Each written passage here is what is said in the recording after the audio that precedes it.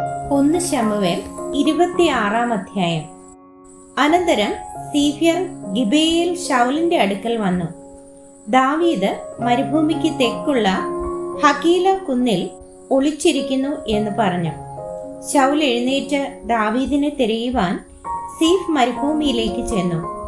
ഇസ്രായേലിൽ നിന്ന് തെരഞ്ഞെടുത്തിരുന്ന 3000 പേരും അവനോടുകൂടെ ഉണ്ടായിരുന്നു. ശൗൽ മരുഭൂമിക്ക് തെക്കുള്ള ഹകീല കുന്നിൽ പെരുവഴിക്കരികെ പാളയമിറങ്ങി. ദാവീദോ മരുഭൂമിയിൽ പാർത്തു. ശൗൽ തന്നെ തേടി മരുഭൂമിയിൽ വന്നിരിക്കുന്നു എന്ന് ഗ്രഹിച്ചു. അതുകൊണ്ട് ദാവീദ് ചാരന്മാരെ അയച്ച് ശൗൽ ഇന്നയിടത്ത് വന്നിരിക്കുന്നു എന്ന് പറഞ്ഞു. ദാവീദ് എഴുന്നേറ്റ് ശൗൽ പാളയമിറങ്ങിയിരുന്ന സ്ഥലത്ത് ചെന്നു. ശൗലും അവന്റെ സേനാപതിയായ നേരിന്റെ മകൻ അബ്നേരും കിടക്കുന്ന സ്ഥലം ദാവീദ് കണ്ടു. ശൗൽ കൈനിലയുടെ നടുവിൽ കിടന്നുറങ്ങി. പടജ്ജനം അവന്റെ ചുറ്റും പാളയമിറങ്ങിയിരുന്നു. ദാവീദ് ഹിത്യനായ അഹീമേലെക്കിനോടും സെരൂയയുടെ മകനും യോവാബിന്റെ സഹോദരനുമായ അബീശായിയോടും പാളയത്തിൽ ശൗലിന്റെ അടുക്കലേക്ക് ആർ എന്നോടുകൂടെ പോരും എന്ന് ചോദിച്ചു. ഞാൻ നിന്നോടുകൂടെ പോരും എന്ന് അബീശായി പറഞ്ഞു. ഇങ്ങനെ ദാവീദും അബീശായിയും രാത്രിയിൽ പടജ്ജനത്തിന്റെ അടുക്കൽ ചെന്നു. ശൗൽ കൈനിലയ്ക്കകത്ത് കിടന്നുറങ്ങുകയായിരുന്നു. അവന്റെ കുന്തം അവന്റെ തലയ്ക്കൽ നിലത്ത് തറച്ചിരുന്നു. അബ്നേരും പടജ്ജനവും അവന് ചുറ്റും കിടന്നിരുന്നു. അബീശായി ദാവീദിനോട്, ദൈവം നിന്റെ ശത്രുവിനെ ഇന്ന് നിന്റെ കയ്യിൽ ഏൽപ്പിച്ചിരിക്കുന്നു. ഞാൻ അവനെ കുന്തം കൊണ്ട് നിലത്തോട് ചേർത്ത് ഒരു കുത്തായിട്ട് കുത്തട്ടെ, രണ്ടാമത് കുത്തുകയില്ല എന്ന് പറഞ്ഞു. ദാവീദ് അബീശായിയോട്, അവനെ നശിപ്പിക്കരുത്. യഹോവയുടെ അഭിഷിക്തന്റെ മേൽ കൈവച്ചിട്ട് ആർ ശിക്ഷ അനുഭവിക്കാതെ പോകും എന്ന് പറഞ്ഞു. യഹോവയാണേ, യഹോവ അവനെ സംഹരിക്കും. അല്ലെങ്കിൽ അവൻ മരിപ്പാനുള്ള ദിവസം വരും. അല്ലെങ്കിൽ അവൻ പടക്കി ചെന്ന് നശിക്കും. ഞാൻ യഹോവയുടെ അഭിഷിക്തന്റെ മേൽ കൈവെപ്പാൻ യഹോവ സംഗതി വരുത്തരുതേ. എങ്കിലും അവന്റെ തലയ്ക്കിലുള്ള കുന്തവും ജലപാത്രവും എടുത്തുകൊള്ളുക, നമുക്ക് പോകാം എന്ന് ദാവീദ് പറഞ്ഞു. ഇങ്ങനെ ദാവീദ് കുന്തവും ജലപാത്രവും ശൗലിന്റെ തലയ്ക്കിൽ നിന്ന് എടുത്ത് അവർ പോകുകയും ചെയ്തു. ആരും കണ്ടില്ല, ആരും അറിഞ്ഞില്ല, ആരും ഉണർന്നതുമില്ല. അവർ എല്ലാവരും ഉറങ്ങുകയായിരുന്നു. യഹോവയാൽ ഗാഢനിദ്ര അവരുടെ മേൽ വീണിരുന്നു. ദാവീദ് അപ്പുറം കടന്നു ചെന്ന് ദൂരത്ത് ഒരു മലമുകളിൽ നിന്നു.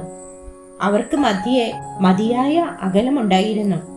ദാവീദ് ജനത്തോടും നേരിന്റെ മകനായ അബ്നേരിനോടും, അബ്നേരെ, നീ ഉത്തരം പറയുന്നില്ലയോ എന്ന് വിളിച്ചു പറഞ്ഞു. അതിന് അബ്നേർ, രാജസന്നിധിയിൽ കൂകുന്ന നീ ആർ എന്ന് അങ്ങോട്ട് ചോദിച്ചു. ദാവീദ് അബ്നേരിനോട് പറഞ്ഞത്, നീ ഒരു പുരുഷനല്ലയോ? ഇസ്രായേലിൽ നിനക്ക് തുല്യൻ ആരുള്ളൂ? അങ്ങനെ ഇരിക്കെ നിന്റെ യജമാനായ രാജാവിനെ നീ കാത്തുകൊള്ളാതിരുന്നതെന്ത്? നിന്റെ യജമാനായ രാജാവിനെ നശിപ്പിപ്പാൻ ജനത്തിൽ ഒരുത്തൻ അവിടെ വന്നിരുന്നുവല്ലോ. നീ ചെയ്ത കാര്യം നന്നായില്ല. യഹോവയുടെ അഭിഷിക്തനായ നിങ്ങളുടെ യജമാനെ കാത്തുകൊള്ളാതിരിക്കയാൽ യഹോവയാണ് നിങ്ങൾ മരണയോഗ്യരാകുന്നു. രാജാവിന്റെ കുന്തവും അവന്റെ തലയ്ക്കിലിരുന്ന ജലപാത്രവും എവിടെ എന്ന് നോക്കുക. അപ്പോൾ ശൗൽ ദാവീദിന്റെ ശബ്ദം തിരിച്ചറിഞ്ഞു.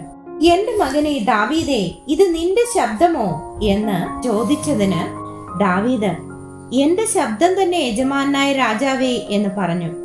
യജമാനൻ ഇങ്ങനെ അടിയനെ തേടി നടക്കുന്നത് എന്തിന്? അടിയൻ എന്ത് ചെയ്തു? അടിയന്റെ പക്കൽ എന്ത് ദോഷമുള്ളൂ?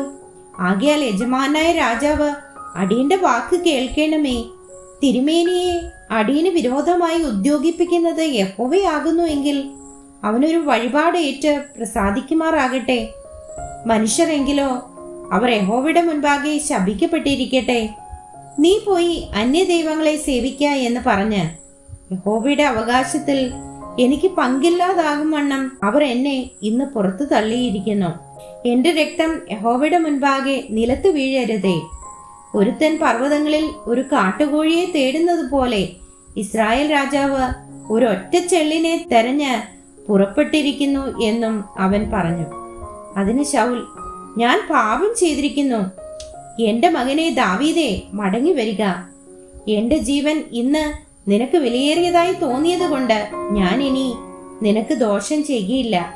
ഞാൻ ഭോഷത്വം പ്രവർത്തിച്ച് അത്യന്തം തെറ്റിപ്പോയിരിക്കുന്നുവെന്ന് പറഞ്ഞു.